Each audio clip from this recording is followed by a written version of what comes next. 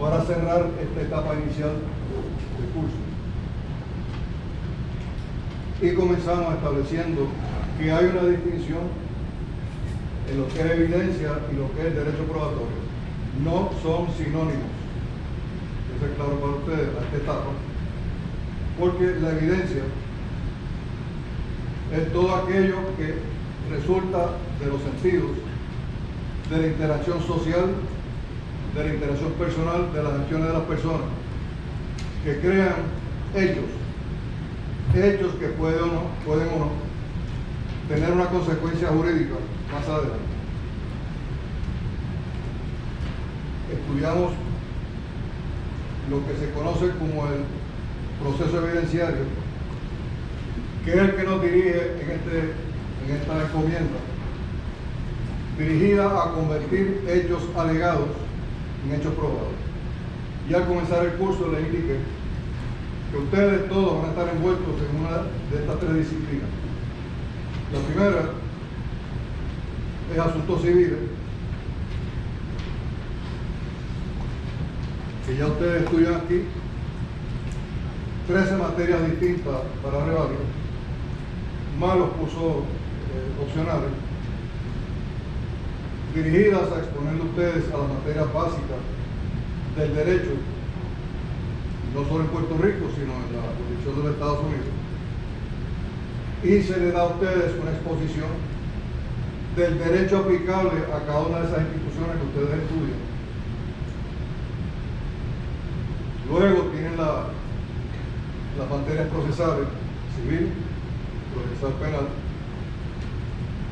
y derecho probatorio. De estas se requiere destreza en cada una de ellas, dependiendo de dónde van a estar ustedes envueltos en el futuro. Pero el conocimiento de la interacción de derecho probatorio y de las reglas es indispensable para el abogado litigante, porque si no tiene un conocimiento claro de la interacción de estas reglas iniciales, no hay manera que usted vaya al tribunal y logre convertir hechos alegados en hechos probados. Esta presentación inicial va dirigida a que ustedes adquieran una destreza particular y puedan llevar a cabo la conversión de esos hechos alegados en hechos probados. Partiendo de la premisa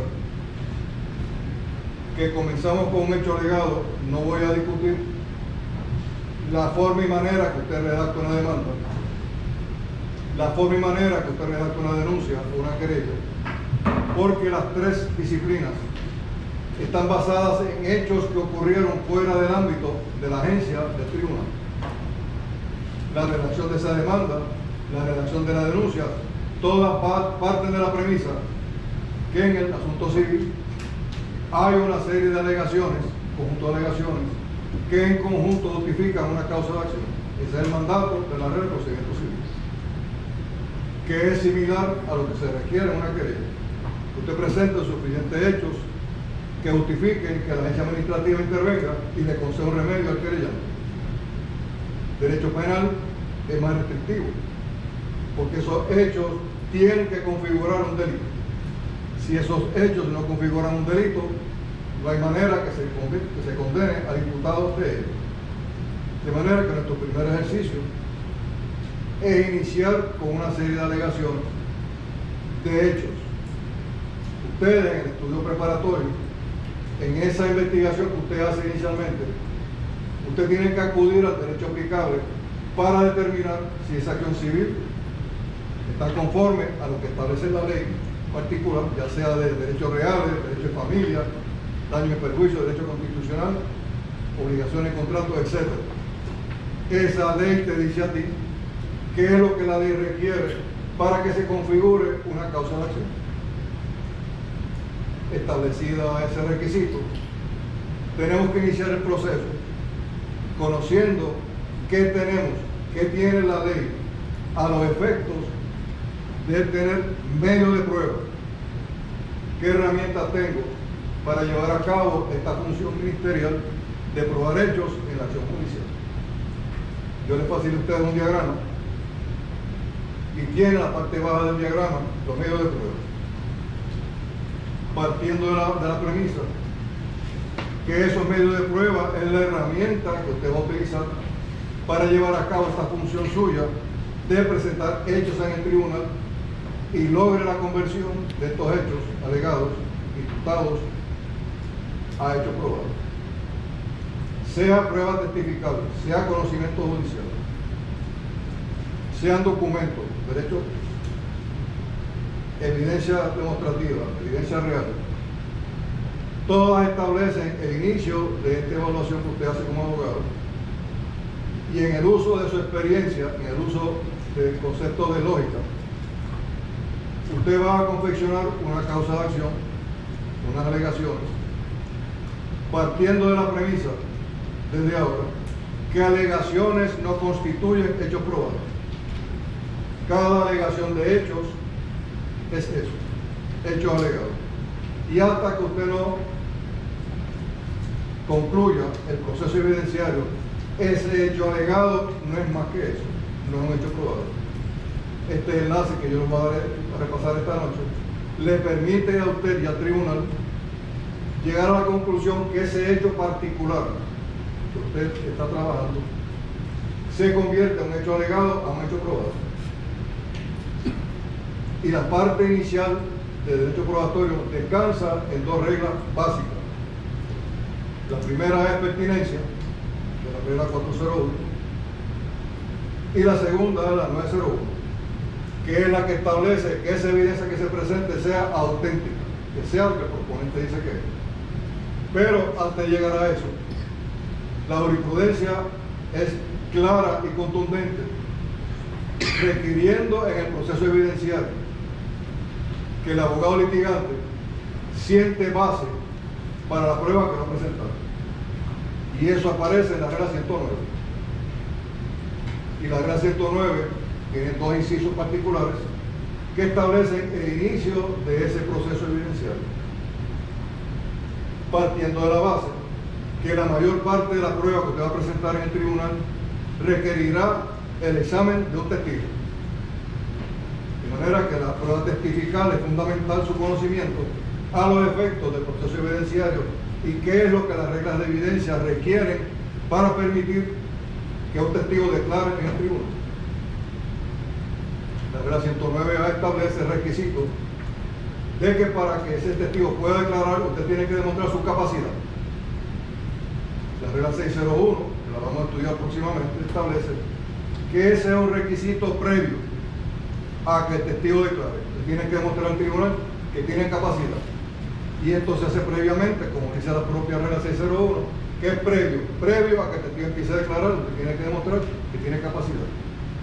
Y la capacidad no tiene nada que ver con el testimonio, con los hechos que el testigo va a declarar, hechos que se están reglamentados por la regla 600, con los requisitos que tiene la regla sobre la prueba testifical. Pero el inicio de ese testimonio requiere que inicialmente usted le demuestre al tribunal que ese testigo tiene capacidad, que puede responder a las preguntas que se le hacen, que entiende y conoce su obligación de declarar con la verdad, que ha prestado juramento. Son requisitos preliminares que hay que cumplir para que se le permita al testigo verbalizar y responder a las preguntas que se le hacen. De lo contrario, inicia el proceso de objeción. Si usted no le prueba al tribunal que el testigo tiene capacidad, no va a declarar. Usted no lo va a dejar declarar.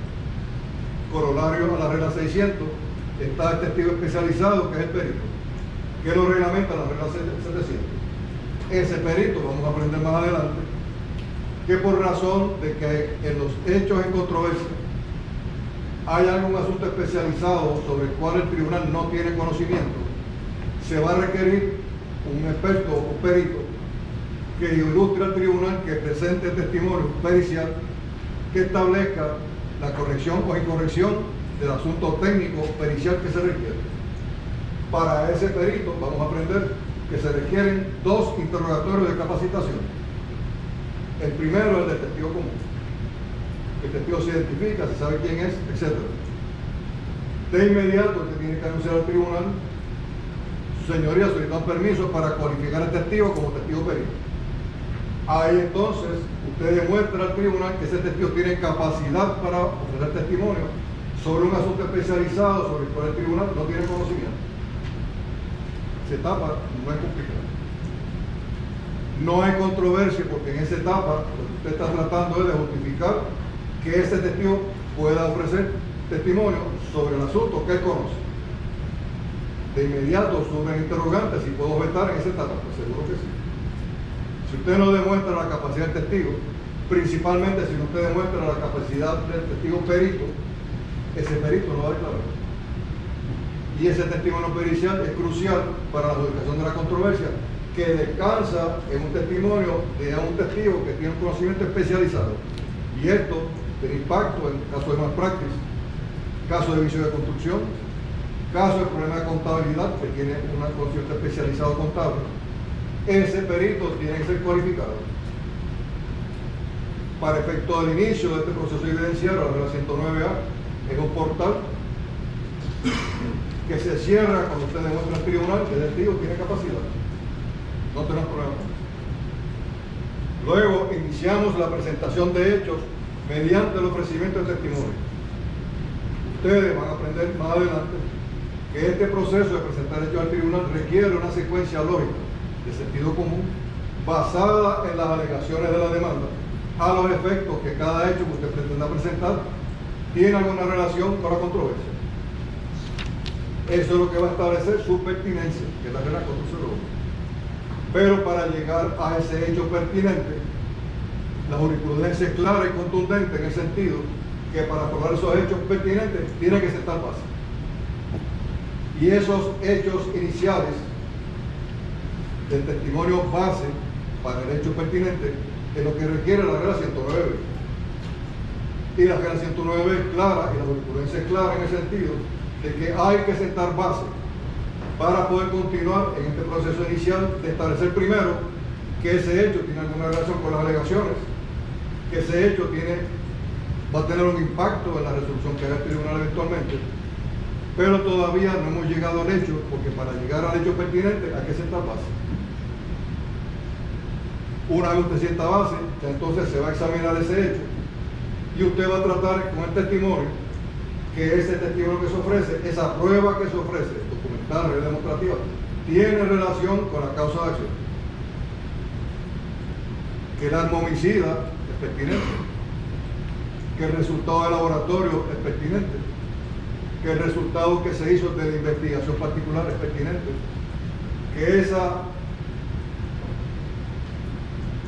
ese resultado de una agresión, ese resultado de hostigamiento ocurre mentalmente.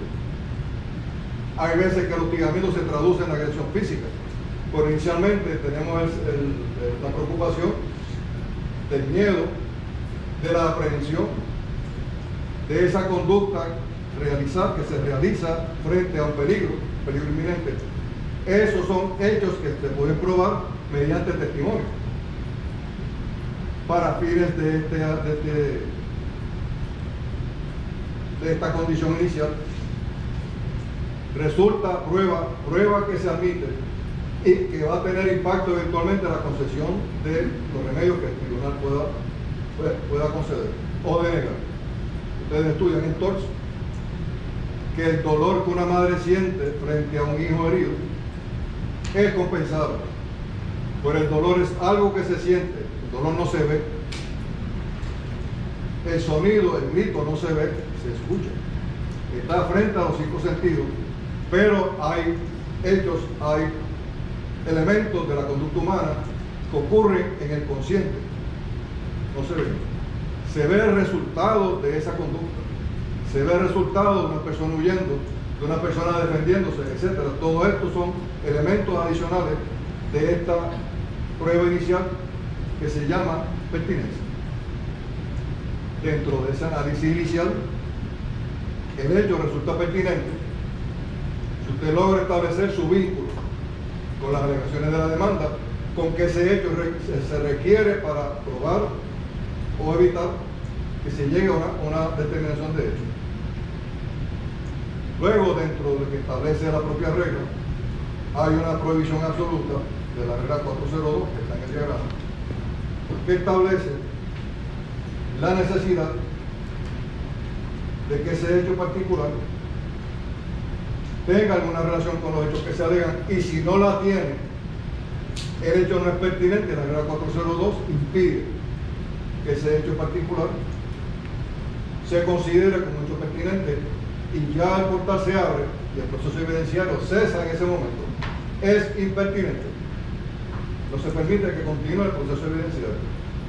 Sin embargo, hay ocasiones donde ese hecho se ha sentado base para él, se ha establecido su pertinencia, sin duda alguna, pero por razones particulares que enumera la regla 403, ese hecho particular va a impedir su progreso en el proceso evidenciario y no se va a permitir que continúe. La regla 403 tiene 5 incisos particulares que enumeran esta distinción de evitar que un hecho pertinente continúe en este proceso que culmina en la determinación del derecho.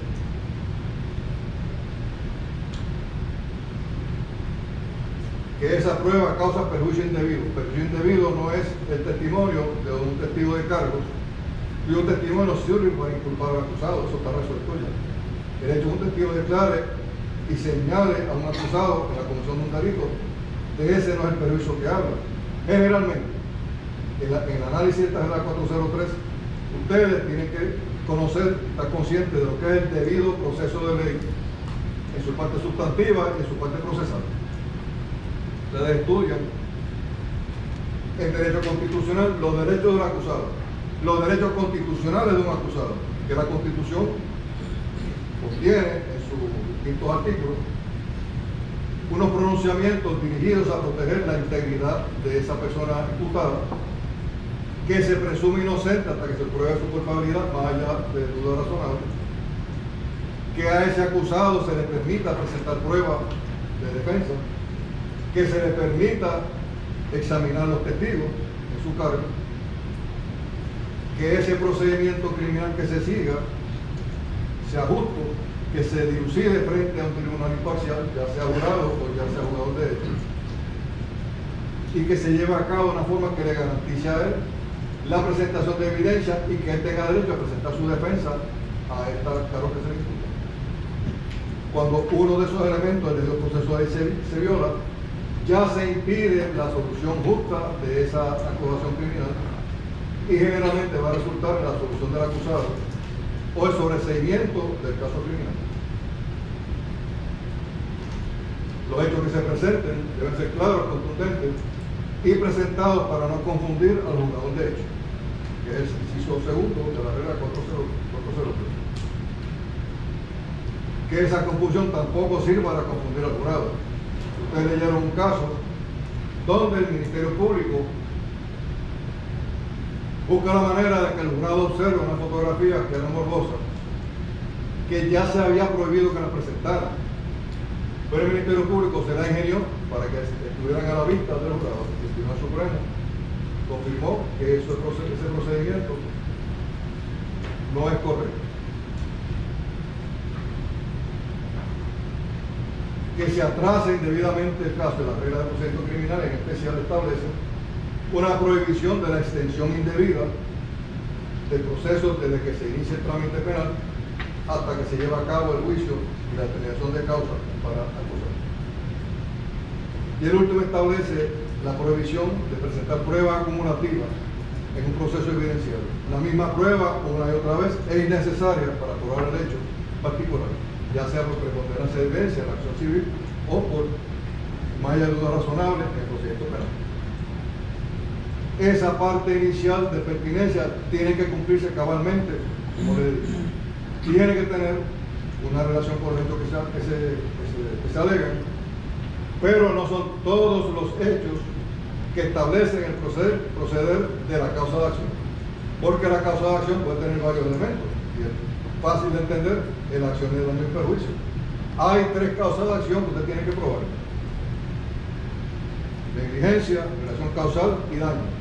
En ausencia de uno de esos elementos de prueba, el caso de daño y perjuicio no procede. Y usted estudia toda esta disciplina, toda esta figura de derecho, y van a encontrar que hay unos elementos indispensables para que proceda la concesión de remedios particulares por el tribunal. Seguidamente, este proceso evidenciario es dinámico, esto no se detiene en una parte y se comenzamos en otra, esto es continuo. El derecho probatorio exige que seguidamente se establezca que esa evidencia que se presenta es auténtica y salta de la regla 401 a la 901, porque las reglas de evidencia no están redactadas de una forma lógica, están redactadas de una forma que el legislador entendió prudente, sin tomar en consideración que este proceso evidenciario tiene un orden riguroso para que la evidencia se convierta de un hecho alegado en hecho probado. No hay manera de saltar de un sitio a otro sin cumplir con estas exigencias del debido proceso de ley y la parte procesal de derecho probatorio. No hay manera que un hecho se convierta en hecho probado si usted no prueba que ese hecho es auténtico, que es lo que el proponente dice que es. Para fines de ilustración, el legislador nos da en la regla 901 15 medios de probar con evidencia auténtica. Ustedes, como buenos abogados, van a estudiar esa regla 901, que esa les da un guía. ¿Qué es lo que yo tengo que hacer para demostrar la autenticidad del hecho que pretendo probar? Por ejemplo, y la regla 901 dice claramente, sin duda alguna, que este requisito de autenticación es condición previa a que se admita.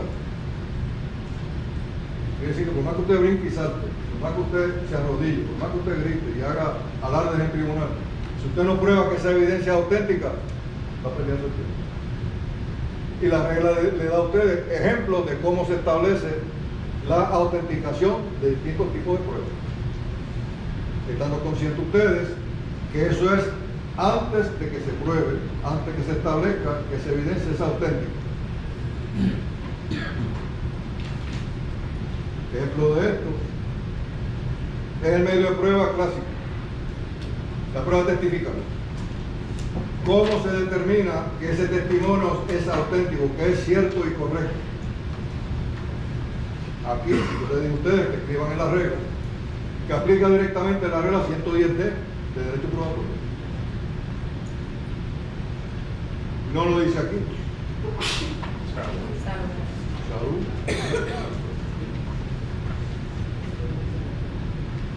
La regla 110, que está al final del diagrama que les digo, es lo que usa el tribunal en su función de determinar si este proceso evidenciario cumplió con los requisitos que estamos discutiendo en la noche de hoy. En cuanto a la prueba testificada, para fines de autenticar testimonio, la regla 110D nos dice cuál es el requisito de la regla de evidencia para convertir un hecho declarado, un hecho que un testigo presenta al tribunal, en un hecho probado. Dice la regla 110D, la evidencia directa de una persona testigo que merezca crédito es prueba suficiente de cualquier hecho. Esa declaración de la regla es contundente y es motivo de preocupación del abogado litigante, según ustedes van adquiriendo experiencia.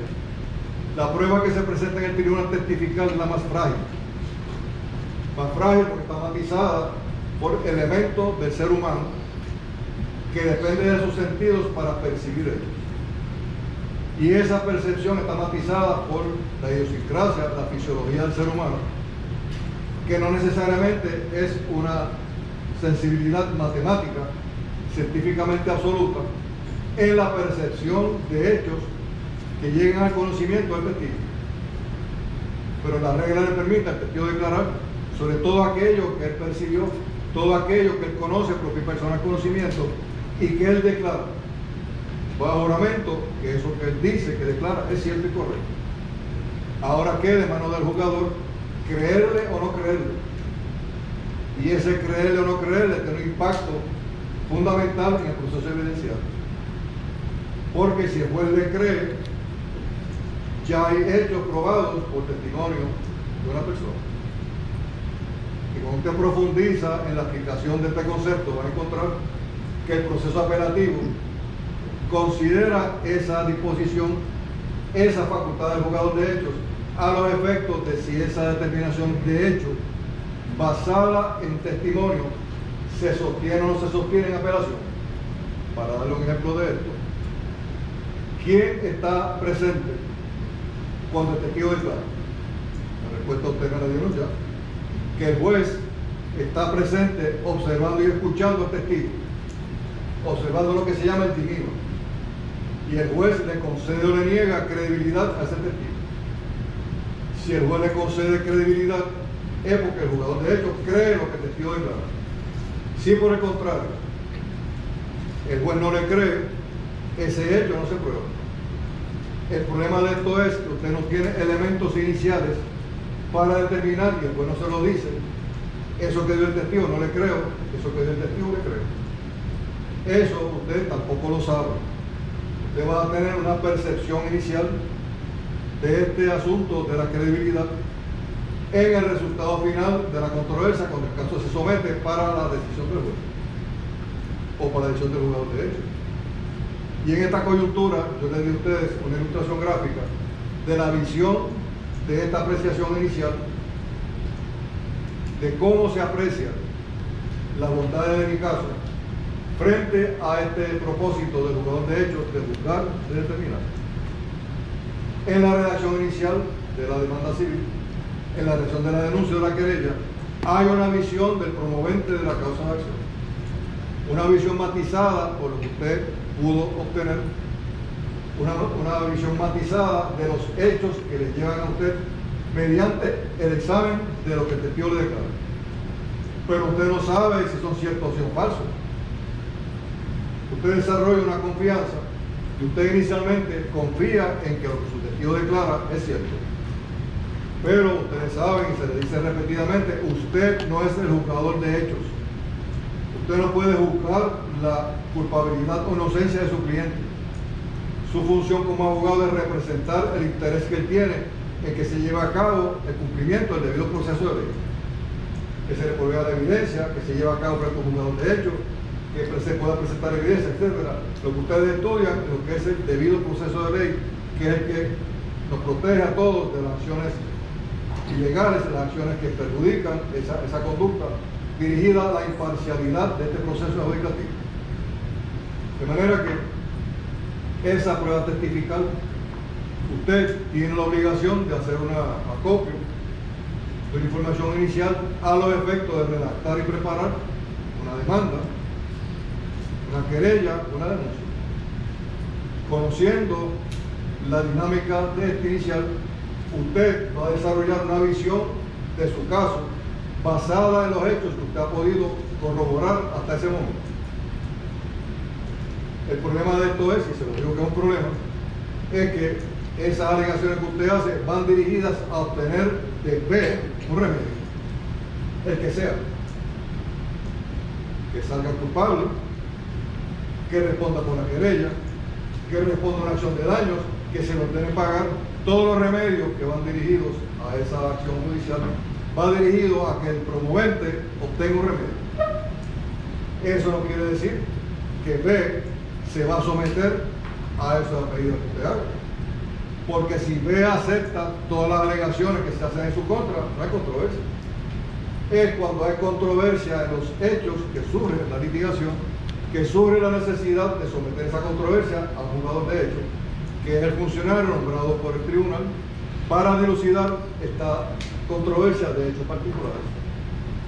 Y B tiene derecho a presentar su caso, a presentar los hechos que él entiende impugnan o cuestionan los hechos que alega la parte demandante. Y al final del día, esos hechos se presentan de la misma forma que lo hace el demandante, y esos hechos van a ir al juzgador de hechos, que tiene que llegar a cabo conclusiones y determinaciones de hechos, que es lo que el juzgador de hechos el jugador va a utilizar para dictar la resolución a la controversia particular. Cuando hablamos de la regla 901, pues entonces podemos encontrar ejemplos inmediatos. Por ejemplo, la 901 es la que nos da la aplicación de la regla 110. ¿Cómo yo pruebo la autenticación del testimonio que tiene conocimiento? Que fue el decreto. Eso no es difícil. Testimonio de una cosa es lo que se alega. La regla no te dice, vaya a la regla 110D para corroborar esto. Yo se lo digo a usted. Que no lo tenga ahí, porque esa es la regla que aplica al testimonio. El segundo inciso, autenticidad mediante evidencia de la ley. En la litigación comercial, en la litigación civil, es indispensable que su testigo conozca el trazo de una firma para establecer consentimiento, para establecer la vinculación de los contratantes en una relación contractual. La firma en el documento establece la obligación de uno de los contratantes que acepta y se obliga a los términos y condiciones del contrato. Pero esa autenticidad puede ser cuestionada, puede tratarse de impugnar porque la letra no coincide o la letra no es. Y la regla le dice la forma y manera de autenticar letras, firmas. Luego el inciso 3 de la regla, P3, dice identificación de voz. Ustedes ya leyeron un caso donde se lleva a cabo la verificación de la voz de un acusado que se comunicó telefónicamente con los perjudicados bajo amenaza, logró acceso a los bienes de la parte que sufrió el asalto, el robo de esta persona, y se llevó a cabo un examen de voz para autenticar la voz y vincular esa voz con una persona particular. En el caso le da a usted los parámetros que se van a seguir parecido a una rueda de detenido con una rueda de identificación de voz.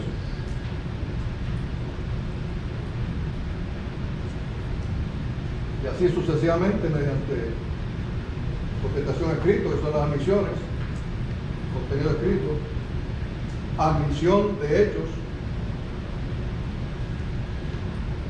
Y dentro de estos medios de autenticar está la cadena de custodia.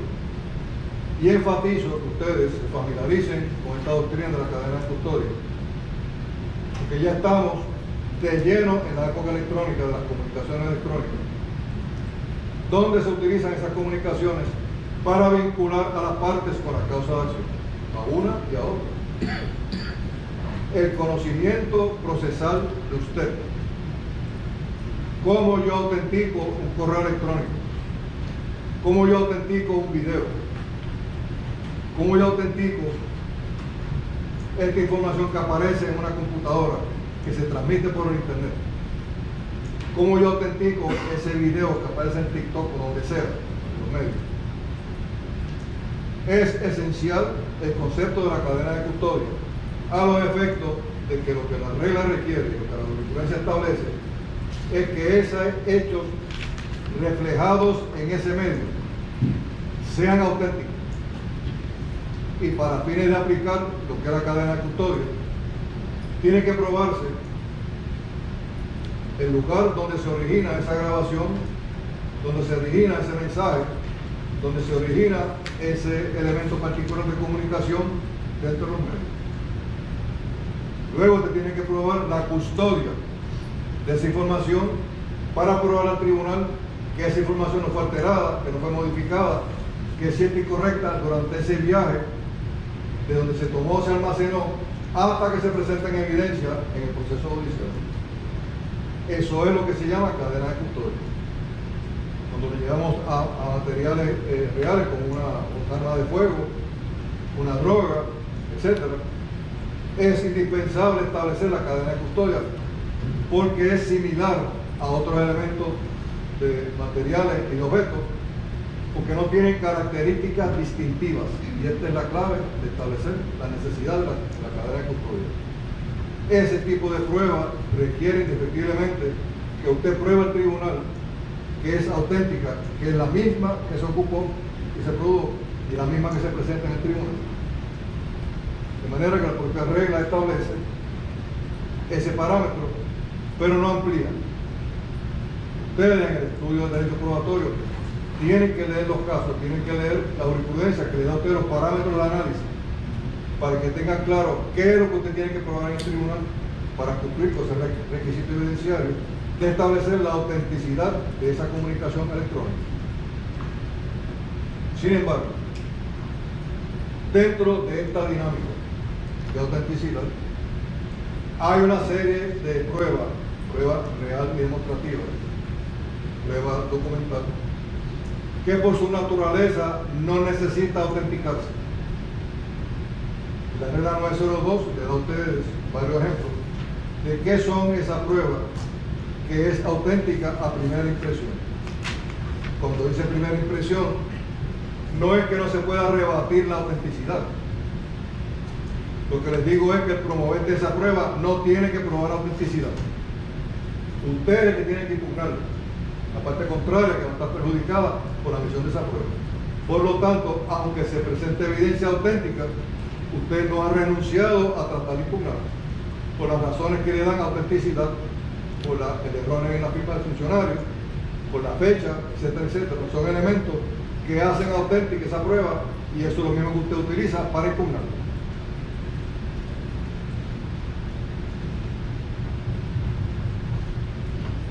Terminada esta primera fase del proceso evidenciario, es indispensable que ocurra lo que se llama el ofrecimiento de la evidencia, especialmente la prueba real y demostrativa, documental, científica, etc. Tiene que haber un acto afirmativo del promovente. Señorías, se ofrecen evidencia esta prueba. Si usted no lo hace, no inicia el proceso de derecho, debido proceso de ley, que le concede a la parte contraria a tratar de impugnarla. Usted tiene que ofrecer la prueba. Distinto del caso de la prueba testifical, donde el ofrecimiento de evidencia es continuo. El testigo declara y el juez está escuchando la prueba y él va tomando nota de lo que el testigo declara a los efectos y llegar a conclusiones de si se ha probado o no se prueba, o si él acepta la declaración del testigo como una verdad. Usted, en la prueba testifical, tiene que estar alerta, tiene que estar consciente de ese hecho particular. Usted no puede esperar a que el testigo termine de declarar para objetar su declaración. Tiene que ser en el momento. En el momento que se presenta una declaración objetable, tiene que objetar. El silencio es equivalente a una aceptación de lo que el testigo declara. Usted no puede esperar a que el testigo concluya su testimonio para hacer una objeción. Ya está. Ya el tren se fue.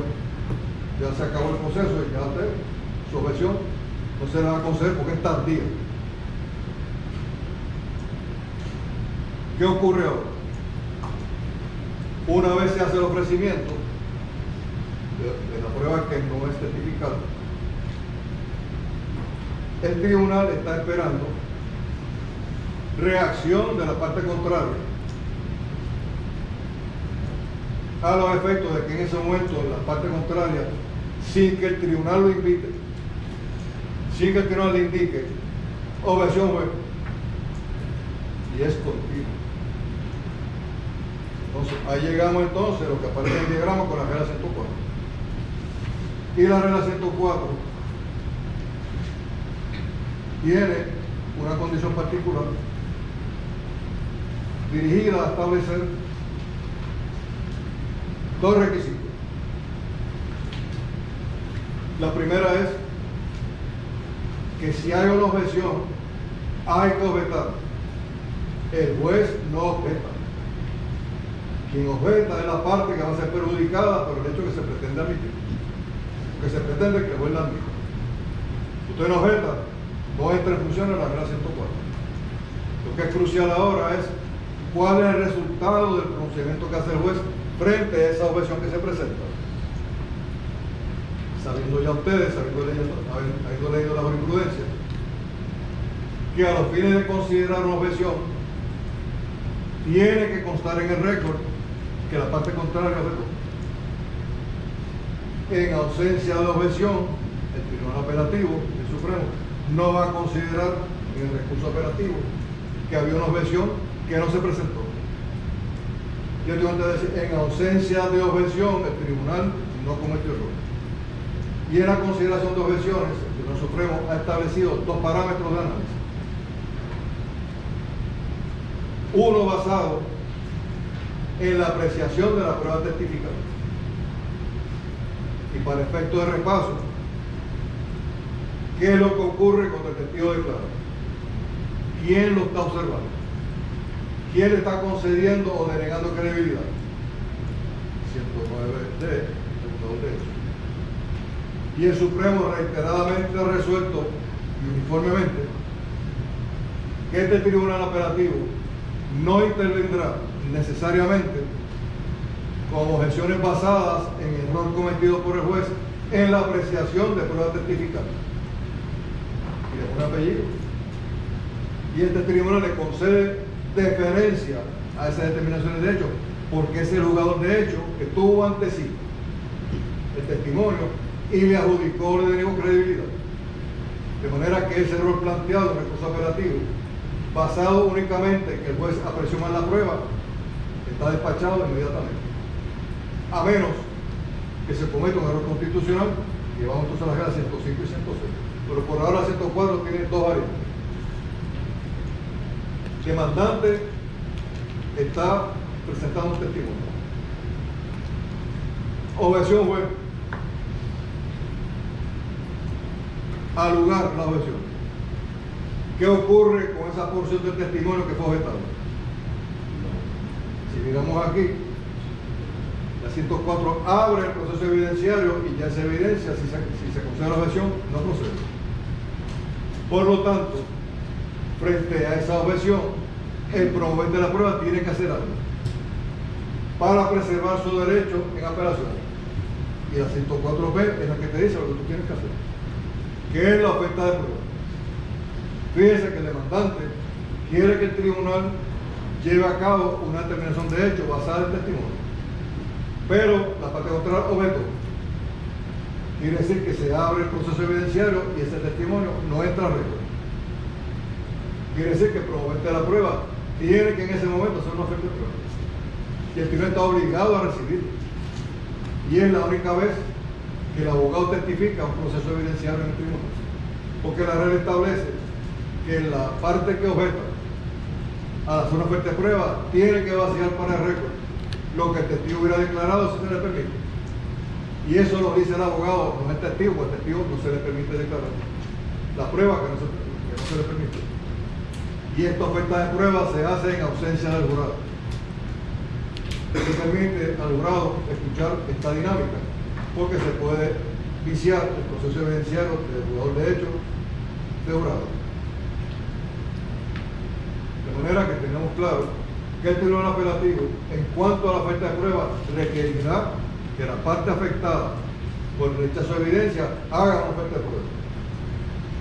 De manera que tenemos las dos variantes, la regla 104, a los efectos de establecer qué hago si se concede la objeción, si no se concede.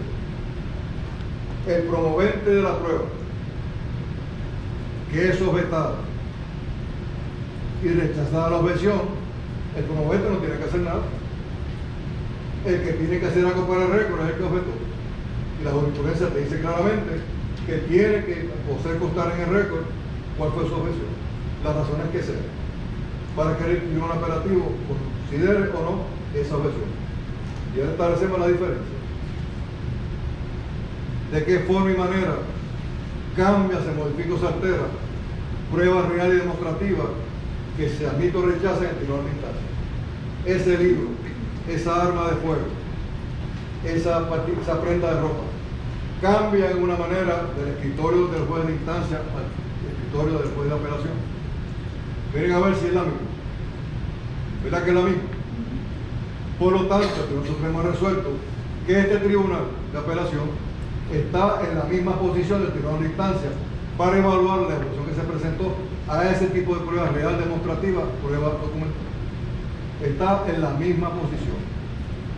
Quiere decir entonces que hay esperanza. Porque el tribunal de juez apelativo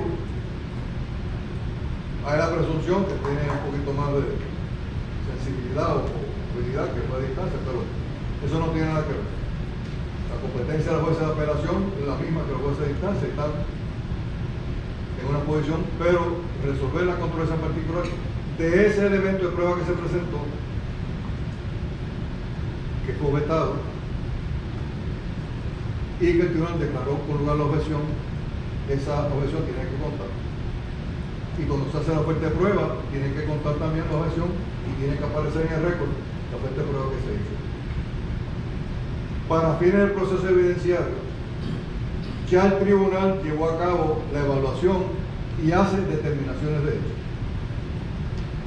Pero en la preparación del recurso apelativo, tenemos que estudiar las reglas 105 y 106 para decir qué es lo que las reglas requieren para garantizar que el tribunal apelativo va a considerar las objeciones que yo presenté. Y la regla 105 dice claramente: tienes que objetar hubiera satisfecho los requisitos de objeción, fundamento y oferta de pruebas establecidos en la regla 104. La regla te lo dice. Tiene que constar en el récord que se hizo la objeción u la oferta de prueba. Dentro de esto, el tribunal apelativo va a considerar, y ustedes leyeron los casos, donde se plantea un error particular en admisión o exclusión de evidencia. Y el Supremo evalúa qué efecto tuvo ese error imputado en la adjudicación de la controversia. Si leyeron los casos, el tribunal resuelve, eso fue fundamental y eso afectó la resolución de la controversia. Otros casos dicen que no.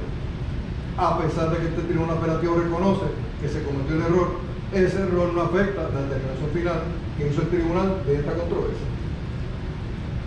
Distinto es cuando se viola algún precepto constitucional en el error que se imputa al tribunal. Ya eso puede convertirse en un error extraordinario que justifique la anulación de los procedimientos en instancia a los efectos de conceder una revisión o que se termine o se cancele el proceso que llevó a cabo en el tribunal de primera instancia. Ese es el error extraordinario. Y le da tres parámetros a la regla 106. ¿Cuál es el texto que va a utilizar el Tribunal Supremo, el apelativo, para considerar ese error que se presenta? La regla 106 nos da tres particulares dirigidos a establecer si va o no va a considerar ese error extraordinario que se imputa al tribunal de primera instancia. Graso, error graso, perjudicial y fracaso de la justicia. La jurisprudencia le da a ustedes qué es lo que el Tribunal Supremo busca en la aplicación de esta regla 106. ¿Qué es lo que el Tribunal Supremo entiende que es un error extraordinario y cuál no es? Ya no tengo más herramientas. Ya está esta controversia, ya están estos hechos frente al jugador de hechos, que es la regla 110. Estamos casi en la conclusión de este proceso evidenciario, porque ya fue sometido al tribunal el hecho particular, se ha cumplido el proceso de sentar base, se demostró que era pertinente, se superaron las objeciones por la razón de la 403, se autenticó, ya sea 901 o 902, se superó las objeciones, ya el tribunal está en posición de resolver cumpliendo con el mandato de la regla 110. Y la regla 110 se aplica única y exclusivamente al jugador de hecho, que le da la regla claramente qué es lo que el jugador de hecho va a realizar en este proceso evidenciario, en el análisis que hace para establecer la procedencia o la nulidad o la negatoria de los remedios que se solicitan. Esa es la letra C en el diagrama que yo les di. Ahora el juez decide. Si no te gusta, si no estás conforme, entonces aparece D en la pizarra. Y D va a revisar el proceso inicial del tribunal de primera instancia, va a revisar la resolución del juez y en su discreción va a conceder o no va a conceder el recurso, ya sea de apelación excepcional, a los efectos de si se cometió error o no, que justifica la revocación parcial o total de la sentencia dictada del tribunal de primera instancia. ¿Qué ha ocurrido aquí? Ha iniciado un procedimiento judicial con una visión de su caso. Visión matizada por su análisis inicial, matizada por los hechos que pudo recopilar en el inicio de su estudio. Pero por el contrario, hace sus propias alegaciones y responde esas alegaciones, que no necesariamente coinciden con lo que ha declarado. Hay una controversia de hechos entre ellos. Y esa controversia de hechos, en el juicio, el tribunal recibe prueba de ambas partes. y decide por los parámetros que establece la regla 110, inciso F, ¿qué yo voy a utilizar para decidir quién tiene la razón? Caso civil, preponderancia de evidencia. ¿Quién anotó más puntos en este juego? Un punto de diferencia hace que se incline la balanza a aquel que anotó un puntito más. Pero en el ámbito criminal, el test es más allá de duda razonable, que es una carga bien pesada, y ahora tenemos la dificultad adicional, no la dificultad, sino un requisito adicional, que cuando el jugador de hecho es jurado, tiene que ser unánime. Todos los miembros jurados tienen que decidir a favor o en contra de la convicción. No se permite parcial. De manera que esto le da a ustedes una visión procesal única, de principio a fin. Y se los digo con advertencia y con consideración y respeto a todos ustedes. ¿Quieres ser abogado litigante? Aprende. No te lo aprendas, está frío. Va a ir al tribunal a pasar vergüenza. Va a ir al tribunal a tener dificultades en la presentación de evidencia porque no sabes cómo se hace. Yo le aseguro que así que se hace.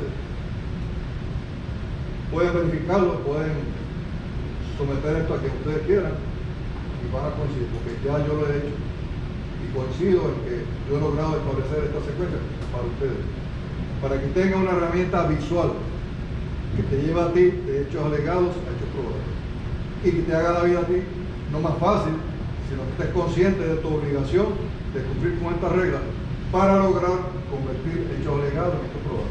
No lo hagas sin lugar a la demanda. No lo hagas culpable o inocente.